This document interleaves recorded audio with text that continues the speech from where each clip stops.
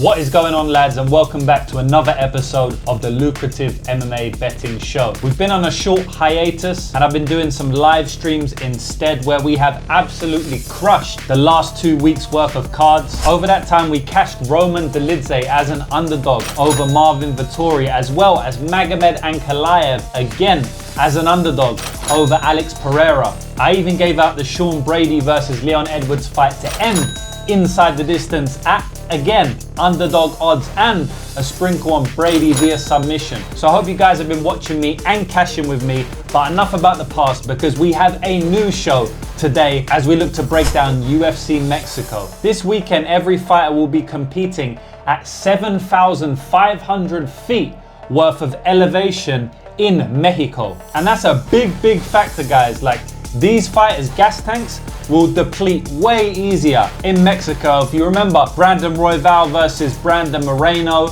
or even as far back as Cain Velasquez versus Fabricio Verdun back in the day. A lot of weird shit can happen in UFC Mexico. But we're gonna get into all of that and ultimately try to use it to our advantage to beat the bookmakers and make more money this weekend like we have been doing all year. So cue the intro that you haven't heard in a couple of weeks, and let's get straight into the card.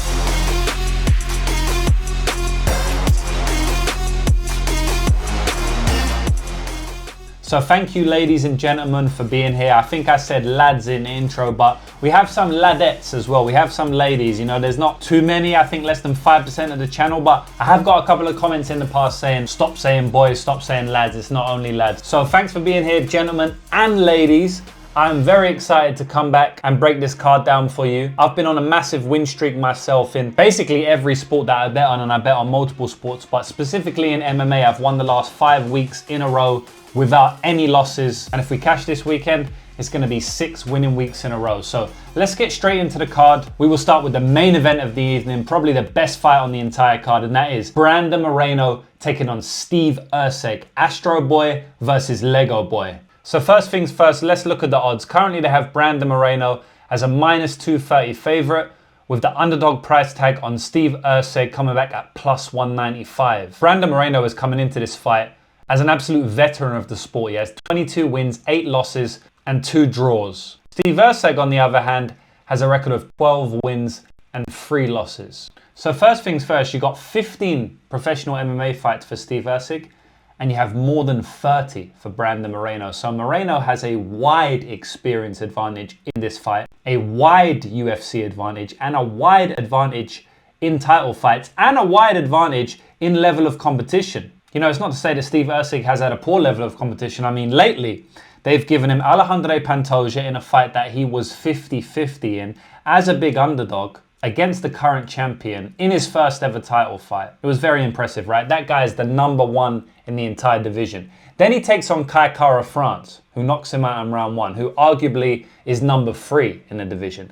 And now he's taking on Brandon Moreno, who arguably is #2 in the division. So you could say that this guy has taken on the first, second, and third best flyweight on the entire planet 3 fights in a row. Talk about a tough strength of schedule. I mean, damn. You know, after he got knocked out against Kai Kara France, I thought the UFC would maybe throw Erceg a bone and give him a step down in competition. But if anything, they're giving him a step up in competition, because the guy who knocked him out last fight got beat twice by Brandon Moreno and getting finished in one of those fights. So Erceg is getting fed to the wolves here. But you know, in the Pantoja fight, he clearly proved to me that he could fight with the wolves. So I'll get into the stylistics of the matchup, right? But I want to speak about the big elephant in the room, or maybe it's not because I've already mentioned it, and that is that we are fighting at elevation, right? This is UFC Mexico, and that means that they are competing way above sea level. I think it might be 7,300 or something. Let's just call it 7,500 feet above sea level.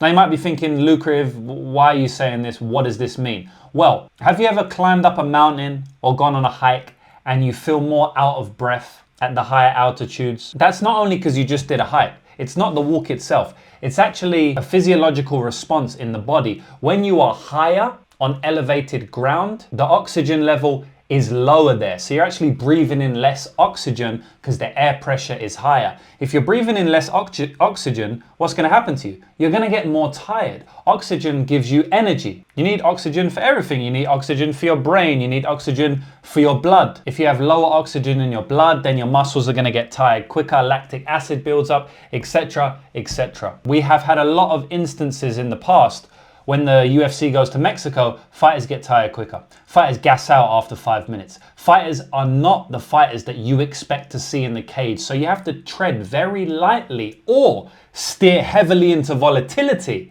when you are betting on any fight card that goes down in Mexico or any sport in general that is being competed this high above sea level. That is a pro tip from me to you. We either be very careful who we're betting on and avoid certain spots completely, or we steer into the volatility, meaning that maybe we make a play on an underdog that we wouldn't usually do because we believe that his opponent is going to gas out quicker than he usually would. Things like that, all right? And I'll actually tell you specific instances and circumstances of this as we go through the card. And let's speak about it right now in the Brandon Moreno fight. If you look at Brandon Moreno's performances in Mexico, they haven't been good, right? He lost against Brandon Royval not too long ago. I believe that was last year, 2024, in Mexico. And that fight was a weird fight. Brandon Moreno looked to gas out in that fight. He looked to get a little bit tired in that fight. He didn't push the pace that we are used to him usually pushing. Why? Was it an off night? Maybe. Was it because they was 7,500 feet above sea level? Maybe. Possibly. Probably. More than likely. So what did I do in that very fight? I steered into the volatility. I bet on a massive underdog because I thought that his opponent might gas out more than we're used to seeing, which is what happened with Brandon Moreno. I bet on Brandon Royval in that fight as a plus 250 underdog, I believe. I think I even got prices close to plus 300. I also bet on him via decision at plus 800 or 700 or 600 or 900. It was a crazy line. I actually had a parlay that went viral on social media. It got like over 100,000 views on Instagram and something like 60 or 70 on Twitter. And some on YouTube. I think we approached 200,000 views on this video, and it was just me celebrating a parlay that I hit. The parlay was for $50,000. I put $500 on it. It was Brian Ortega to win in round 3 and round 4 against Yair Rodriguez, and then it was Brandon Royval to win via points. I put $500 on it. It returned 50 grand. On those 2 fights in total, I won over $100,000. We probably still had the video. We can throw it up now. Royval for over. 47. Split decision. 49-46. Moreno. And Grizzly scores it. Royval. 27 for the winner. Royval. By split decision. Brandon. Yes. Yes. Easy. Easy 50K. My guy. Done no. Oi. 50K from the boy Raw Dog. You already know he deserved that. Split decision is bullshit. Mexican robbery. They tried to do my boy. Light work, brothers. So you see, I cashed big on that one, right? The reaction went viral, and the reason I cashed big on it is because I took into account the elevation. I thought Royval would be able to keep a high pace, and because I know that he has probably the best cardio in the entire division, and I wasn't 100% sure about Brandon Moreno. And there's obviously many other reasons I bet on him, but that was a big reason, right? And we're back in elevation again now. One thing I will say is that Brandon Moreno does not have the opponent that will push the pace as much as he did in that fight. Steve Erceg is not going to push the same pace that Brandon Royval pushed in that fight. So I think Brandon Moreno will have an easier time of winning the later rounds. I actually believe that he might be the one pressing the action as we go late. We have to think about Steve Erceg as a guy who is massive for the division, so his weight cuts are not easy. When your weight cuts are not easy, oftentimes we see you show deficiencies in the fight. Because you're cutting so much weight, you are at a risk of getting knocked out or hurt or wobbled a little bit easier. You are at a risk of gassing out, getting tired easier. So, being at elevation, 7,500 feet, I don't think he's ever fought at this level of elevation before in his entire career. Going up against one of the best fighters in the division, making a massive, massive weight cut himself, I don't think he's going to be able to push the pace needed to dominantly win the late rounds like I believed Royval could do. Now, that fight was weird. It didn't play out exactly like that, but that's why I bet on Royval before. It was one of the reasons. I'm just not so sure Erceg can do it, right? But speaking about the actual matchup, it's a very close matchup, right? Steve Erceg, I believe, has some power advantage in this fight. I believe he hits harder. I believe if anyone gets knocked down cleanly, it probably will be Brandon Moreno. Now, I do think that Brandon Moreno has a much better durability though, so it kind of evens itself out, right? Brandon Moreno, you can't stop this guy even with a shovel. You can't stop this guy with a hammer. Whereas Steve Erceg has been dropped, wobbled, hurt multiple times in the UFC and on the regional scene, and he actually got knocked out brutally in his last fight in round 1. So, you know, I think Steve Erceg clearly has the worst chin here, and he does somewhat even that out though with having the heavier hands. So, you know, he can get a flash knockdown himself. When you speak about the kicking game, I believe that Brandon Moreno has a better kicking game. I think he has a better arsenal. I mean, he even stopped Kai Kara France with kicks before. And Kai Kara France is a very good fighter, a very good striker, not easy to finish. And Brandon Moreno was able to actually finish him with body shots, and the kicks played a big part in that. He's also got pretty solid leg kicks. And I just think his skill set and overall striking game is more deep than Steve Erceg, but Steve Erceg does also have some advantages specifically with the hands. Wrestling, scrambling wise, they're on a similar level. You know, Erceg was able to scramble with Pantoja very well, but I think Moreno's probably a slight level above in the scrambling and the wrestling and the submission grappling. I also think he's a level above. I feel like Moreno's the better fighter all round. I think he's fought the better level of competition. I think the key factors in this one could be Moreno's potential downfall, because, you know, after the Figgy fight, the quadrilogy where they fought 4 times, he looked to potentially slow down a little bit against Alejandro Pantoja, where he lost the title, and then again against Brandon Royval. Now, he did have a bit of a resurgence in the last fight, but Amir Albazi is not on the level of Pantoja, Royval, or Steve Erceg. You know, and he did show some signs of wear in those 2 prior fights that I mentioned, so it's not out of the realm of possibility that he comes out looking flat again, especially being in Mexico, where he's already looked flat more than once, and that will give Steve Erceg a massive chance to win here. I just don't know where Steve Erceg is at as well, because there's a lot of intangibles, negative intangibles on the Erceg side as well. You know, like I said, he just got knocked out brutally, right? He's coming back fairly soon from that fight. You know, I mean, I would have maybe thought he might take a whole year off after that, because you're losing back to back, and one of those was for a title. It's tough to take title defeats. You know, in a fight where he took damage and he went 5 rounds, and then the other one was a knockout in round 1 when you was a pretty big favorite, right? So I don't think that can be good for your mental health. I don't think that can be good for confidence. And obviously, it's not good for your chin getting knocked out like that. So there is negatives on the side of Steve Erceg as well, especially being at elevation here. I don't know what type of cardio he's going to show in rounds 4 and round 5. He hasn't shown a propensity to win late rounds before. I mean, what I mean by that is, in round 5, he could have easily won it against Pantoja and it would have won him the title. But he showed very bad IQ there. And I think the reason that he showed bad IQ, fight IQ, is because he just wasn't used to fighting in title fights in 5 rounds.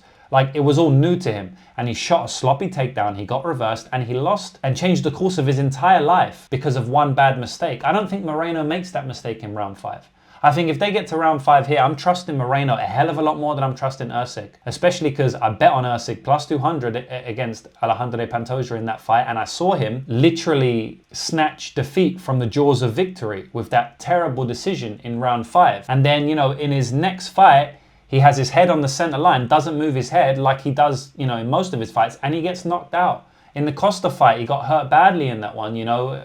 Dvorak fight, he was kind of losing good portions of the fight. It was a very close fight, UFC debut, but Dvorak isn't on the level of these guys, you know. So it's like, he's shown me time and time again that he has vulnerabilities in the fight IQ, in the chin, even in the minute winning.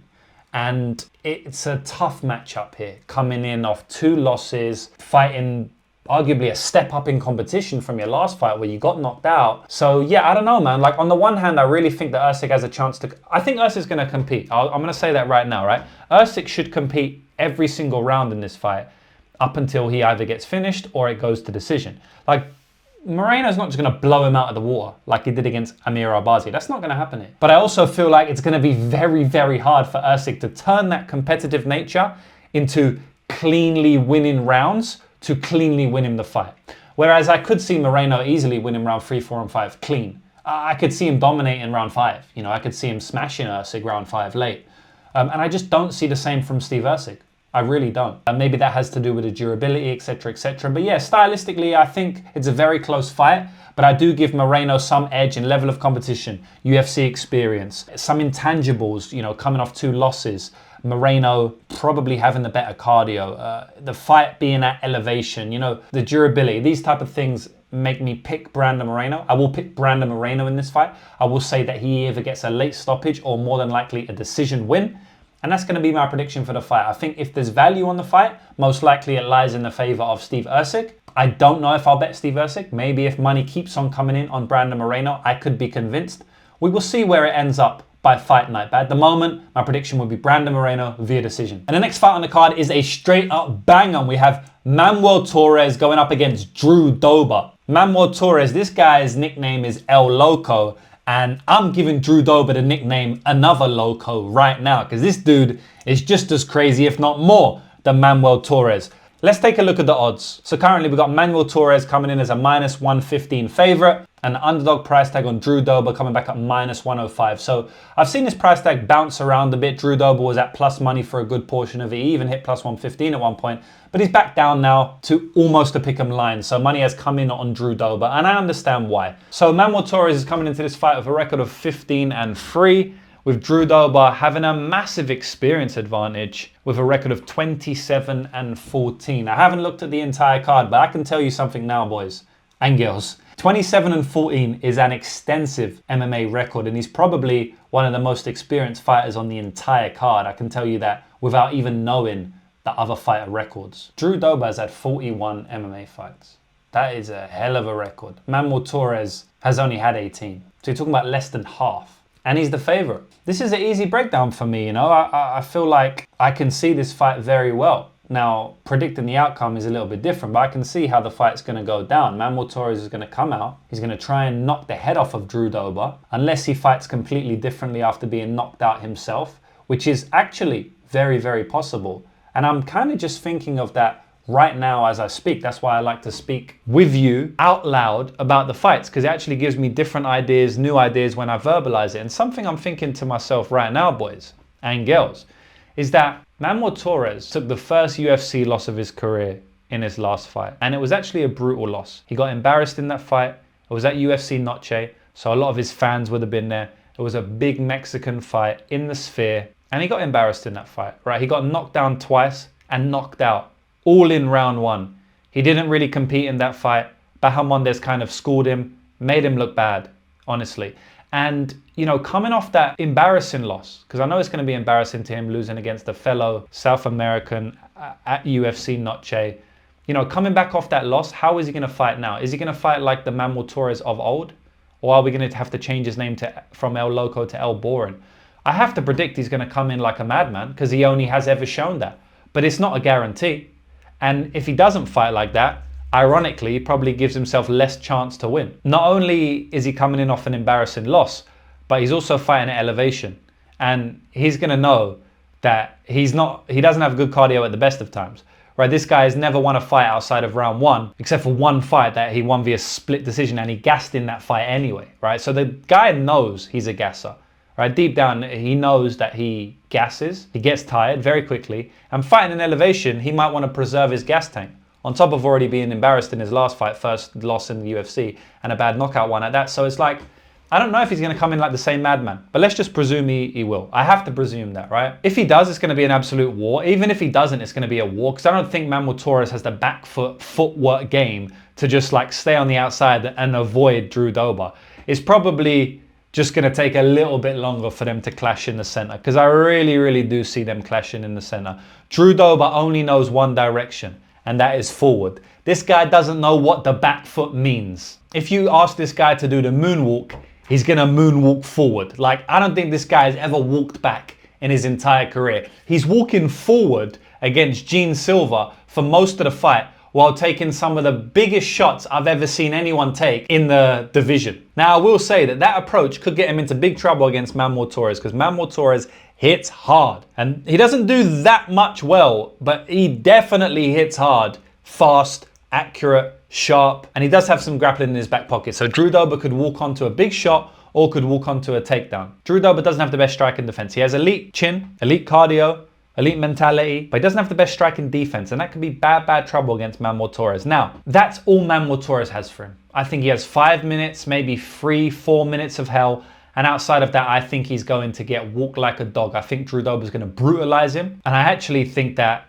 it probably won't even get into round 2 and round. If he gets into round 2 and round 3, Drew Dober is going to look like a massive favorite. I don't even think it will get there. I think Drew Dober has a good chance of finishing this fight in round 1. I might actually say he has even more chance of finishing the fight in round 1 than Manuel Torres, which means Drew Dober should be about minus 200 here. I like Drew Dober here. I'm picking Drew Dober. I think he's shown one of the best chin performances of his entire career in his last fight. People think that Drew Dober is starting to lose his chin. I'm hearing this all week. People are messaging me. Drew Dober's losing his chin. His durability is waning. Did you not watch his very last fight? His chin held up unbelievably against one of the most powerful punchers we have seen in the modern day, the modern age of MMA. Gene Silva is a brute, and he stood up to everything Gene Silva had and kept walking forward, and by the end of the fight, the only reason it got stopped was because the doctor said, no, your cut is too bad, we have to stop you. If the cut wasn't there, it was going to go to decision. Drew Dober was going to lose a decision, competing throughout the fight in moments. He had many moments. He put it on Gene Silva. Yes, he got caught by Frivola a couple of fights ago, but he only got caught by Frivola. Like, it's not, I think he just got caught with a good one in that fight. Look, does that mean that Manuel Torres cannot knock him out? He's a favorite, and he's only ever won via finish. Of course he can knock him out. The bookies are literally saying he will knock him out. The most favored prediction is that he will knock him out. So I'm not saying it's impossible. What I'm saying is I don't think it's going to happen. I think it's more unlikely than likely. I'm giving it less than a majority chance. I'm giving it less than 50% chance that he gets knocked out in this fight. I do give Manuel Torres some submission upside. I cashed on Manuel Torres round 1 submission against Chris Duncan. It was like plus 1,000. And I think that the line is very similar this time out. That honestly could be an angle that you take. If you want to bet Manuel Torres, you bet submission round 1. It's a tricky angle. It's a sneaky angle. I said the exact same thing when he fought Chris Duncan. It turned out to be the exact truth. But let's speak one more time about elevation before I go on to the next fight. How does elevation affect this fight? I've been saying that for the entire show, right? This has been a theme. How is elevation, Mexico City, 7,500 above sea level? I've told you all before. How is this going to affect the fights? Because it's a big talking point. In this fight, it makes it even worse for Manuel Torres. Because Manuel Torres is going to gas out potentially even earlier.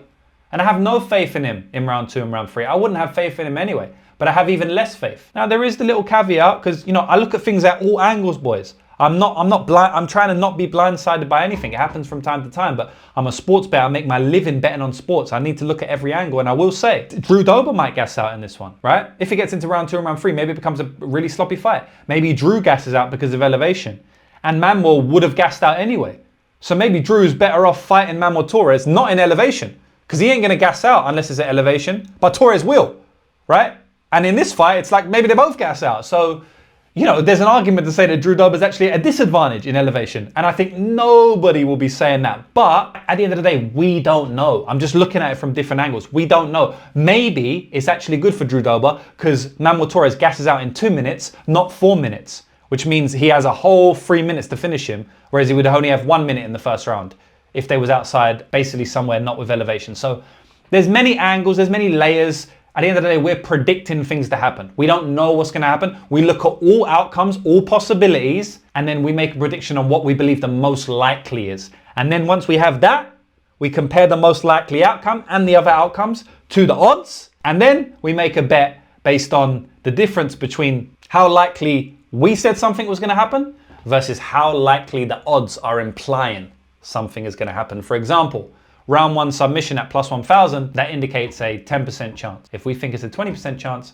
we're going to bet that. So final prediction for this one will be Drew Dober via round 1 KO. Round 2 KO is possible as well, and it will be a very, very juicy line. So you can sprinkle that if you want. But the ultimate prediction will be Drew Dober via knockout. For the next fight of the night, we got Kelvin Gastelum taking on Joe Pyfer.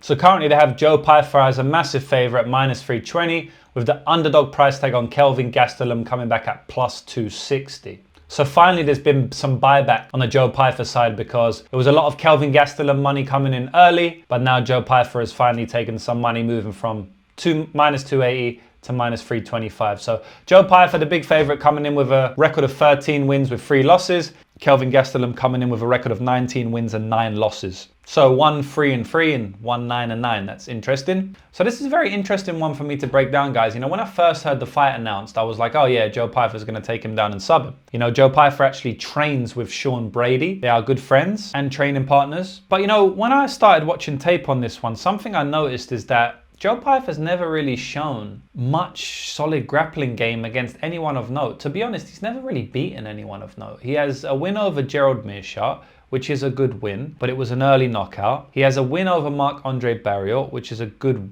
win, decent average win, but it's an early knockout. And Marc-Andre Barriault has been knocked out early by multiple people in the UFC now who are not at high level. Chidi Njokuani, who's a top 30 fighter, and Dustin Stolfus, which is a top 30 fighter as well. So I don't really rate those 2 knockouts that well. I mean, GM3 has been clocked badly early by a good amount of fighters and beaten by some not great fighters as well. So I don't really rate those wins. Outside of that, he's bought Abdul Razak Al Hassan. Again, the guy gasses out badly. He finished him with a submission in round 2. Before that, it's not like he was dominating him. And then, you know, on his step up in competition against Jack Hermansson, it was a close fight, but he ended up losing the fight. That was 5 rounds there. So, you know, if it was a 3-round fight, he actually would have won, but it wasn't. So I think what I'm trying to say is, like, Joe Pyfer needs to prove it to me. You know, Joe Pyfer needs to prove that he's at even this level. Even Kelvin Gastelum being potentially somewhat washed, I still think he's proven a lot more against much better fighters than Joe Pyfer has. You know, it seems to me that the odds are indicating that Kelvin Gastelum is just completely washed, and I'm not sure that he is. You know, I can't guarantee. It's not definite that he's washed.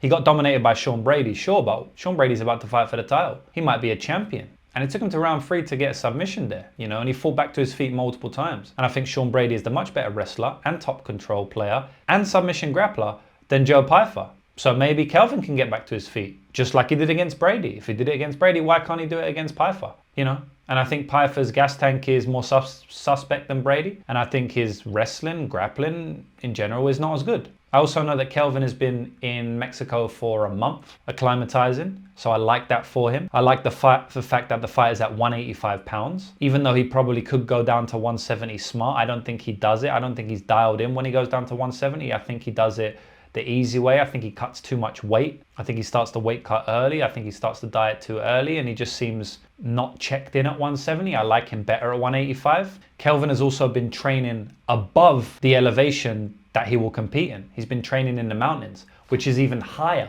than where he will fight on fight night. So, you know, these are all intangibles that I like for Kelvin Gastelum. Obviously, he's fought the better level of competition. He's beat the better level of competition. It's been a long while since he's, you know, looked very good and put on good win streaks, but I can't get behind Joe Pyfer minus 400 here, boys. Like, at the end of the day, I'm a gambler, right? If you want pure analysis and if you want somebody to only analyze the fight and never look at the odds, then don't watch me, because I'm an MMA gambler. Yes, I'm an analyst as well, because I have to analyze the fight styles, right?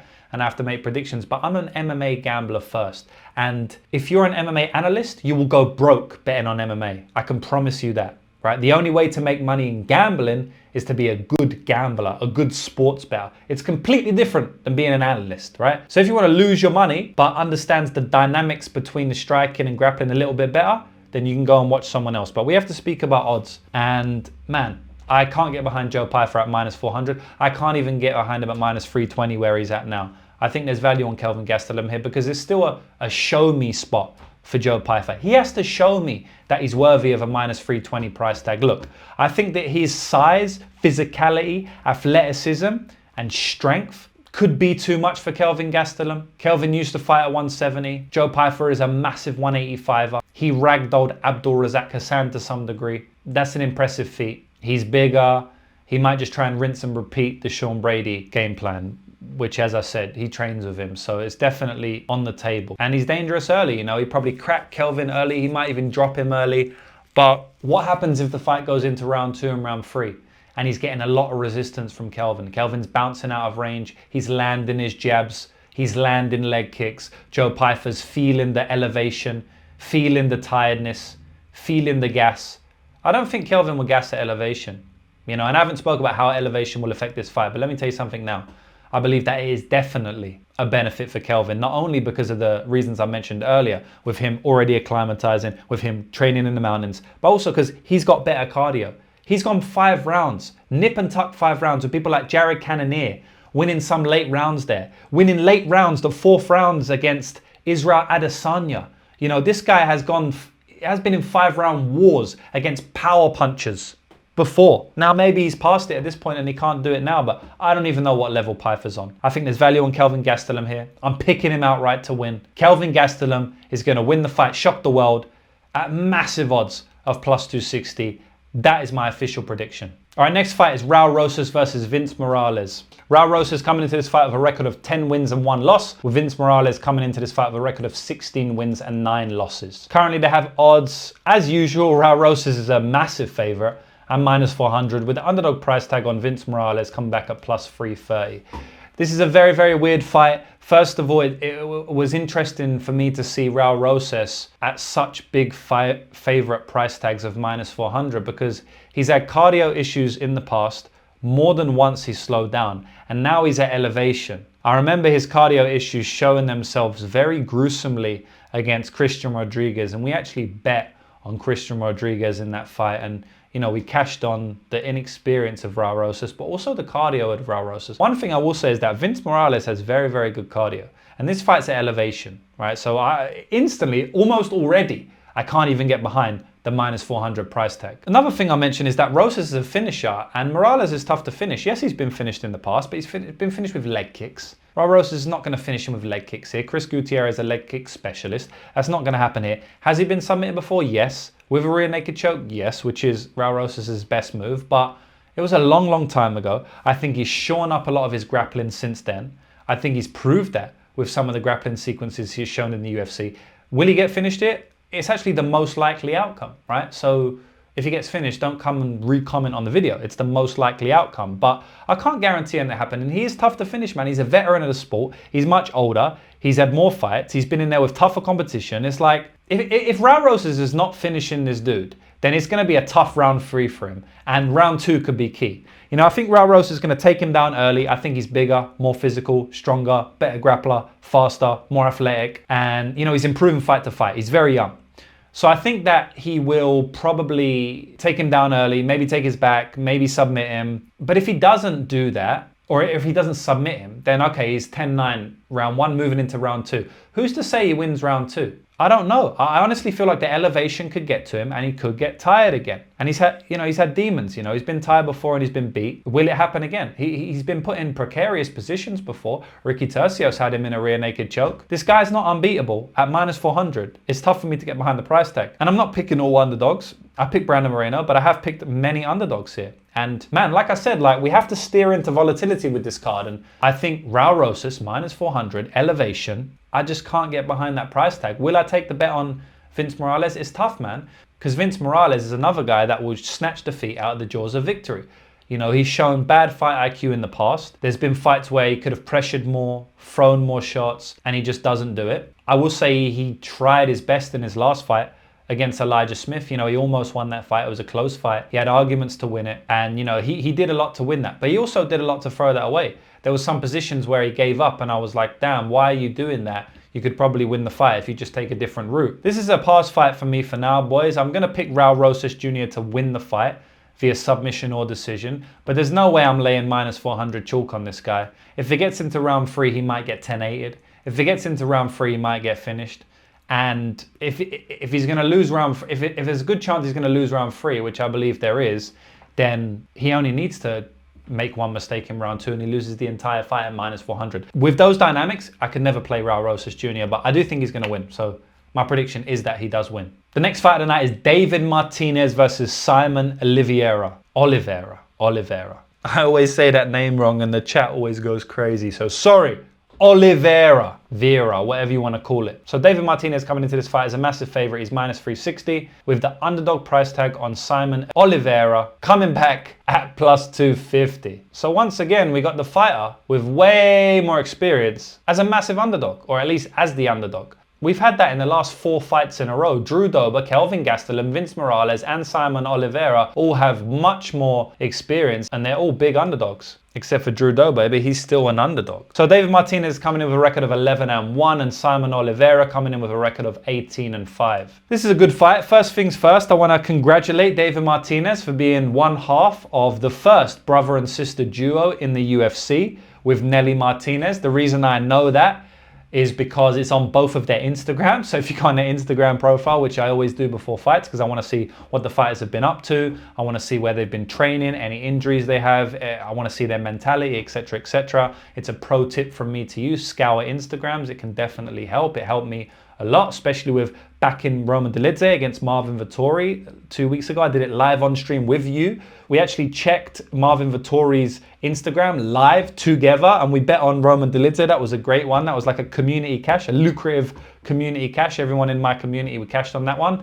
But yeah, getting back to this one, they both have a sentence in their bio saying, I'm part of the first brother and sister duo in the UFC. And then, you know, he tags his sister Nelly Martinez and she tags her brother David Martinez. Is very cute. Shout out to them. Congratulations. Something I mentioned as well, and again, I found this out from his Instagram, although they did mention it on the commentary in Dana White's Contender Series, but I found out that he is a surgeon. You know, he's a practicing surgeon. So David Martinez, while he was racking up this win streak on the regional scene, fighting for Combate, he racked up a 10-1 record. He was also a live practicing doctor, a practicing surgeon.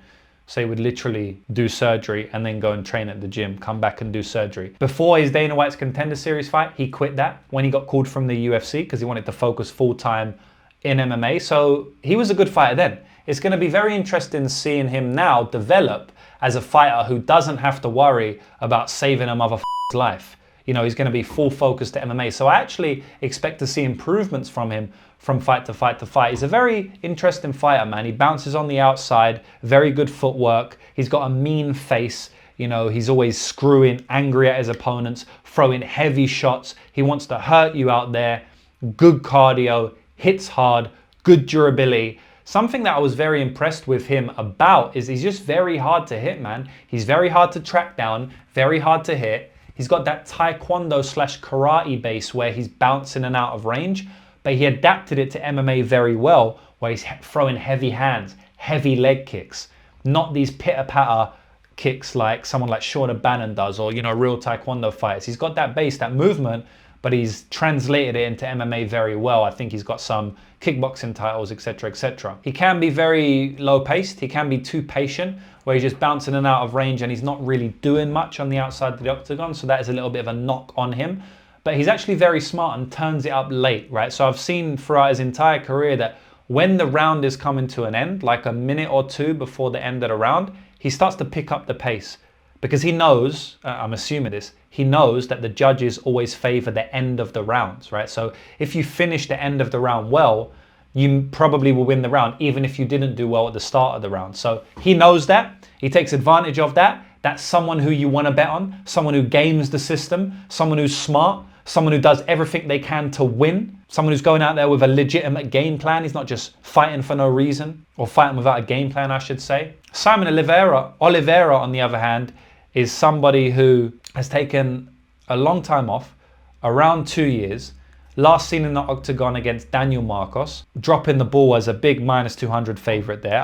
I bet on Daniel Marcos at +140, so I'm guessing Simon Oliveira was somewhere around -180. He gassed out badly in that fight against Daniel Marcos. He was shooting from a long way out because he couldn't track down Daniel Marcos because of the footwork. So is that going to happen here? Is he going to be shooting from way out and throwing the spinning back fist like he did in that fight that ultimately got him finished? And I think the reason he did that is, yes, he's chaotic, but the reason he did that in that fight even more was because Marcos' footwork was too good for him. He was just staying away. He couldn't catch him. And I think it's going to be the same here. I think Simon Oliveira is going to push forward. I think he's going to throw a bunch of spinning back shit. He's going to shoot from way out like he did against Marcos and other fighters like Jose Alde. That Alde dude that he fought in Contender Series, he fought him to a split. It was closely contested. He was shooting from a long way out. He was very chaotic in that fight. And I don't think he's going to be able to track down Martinez in this fight. Martinez's footwork is too good. And he's going to be kicking his leg apart, pot-shotting him from the outside, hurting him every now and then. Oliveira is going to get pissed off, angry. He's going to start to gas out because of elevation. He's gassed out before. I think he's going to gas out again. I think he's going to get desperate and shoot for takedowns. If he gets the takedowns, then he could dominate here. I have seen David Martinez dominated in the grappling against Axel Osuna, I believe that was his name. This is all off the top of my head, my memory. You can go and check his topology. It will be something almost exactly the same as what I just said. In that fight, he actually won via stoppage in round 4, but in round 3, he got head kicked. He got dropped with the head kick. His opponent, who was a grappler, jumped on top of him and completely grapple fucked him for the next 3 minutes. Now, I don't hold that against him too much. He was obviously tired and wobbled from the head kick. But he's not a great grappler. He did get out of positions, but he also got his back taken. He got mauled a little bit. So I have seen Martinez dominated for minutes in fights with the grappling. Oliveira is the better grappler here. He's the better submission grappler, and he's more dangerous. If he gets the back of Martinez, there's a chance that he cinches in a rear naked choke, right? So I think that if you want to play Oliveira, yes, play the money line. I'm not going to say don't, because it's a massive underdog. You have to, but you also sprinkle the submission. The submission should be a massive number, and I definitely think that's live here. But more than likely, I believe Martinez is going to put the pace and pressure on him, not so much by walking forward, but just by circling and hitting him with way more shots than he gets hit by. I don't think Oliveira is going to land a lot of shots on the feet in this fight, but I do think Martinez will be able to do that. I think Saimon's going to gas out, trying to grapple him, trying to throw weird strikes. He's been inactive for 2 years. It's at elevation. He's fighting against someone who's got way better footwork. It's a recipe for disaster, in my opinion.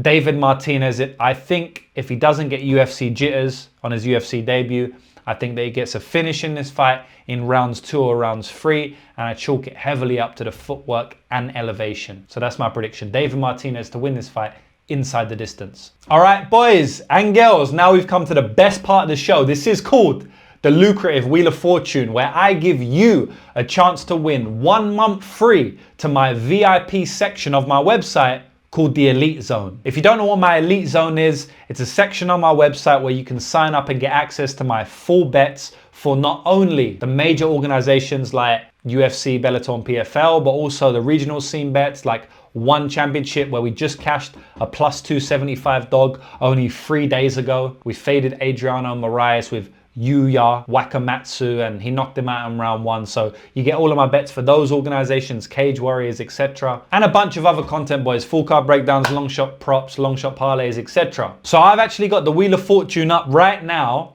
and I have put everybody who's commented on my last few videos, I have put their name on the Wheel of Fortune. I'm going to spin the Wheel of Fortune, and whoever's name it lands on, you have won yourself 1 free month of the Elite Zone. And by the way, if you want to enter for next week's draw, make sure you leave a good comment down below right now, and you'll be automatically entered into next week's draw to win 1 month free of the Elite Zone. So boys, without further ado, let's spin the wheel and see who wins.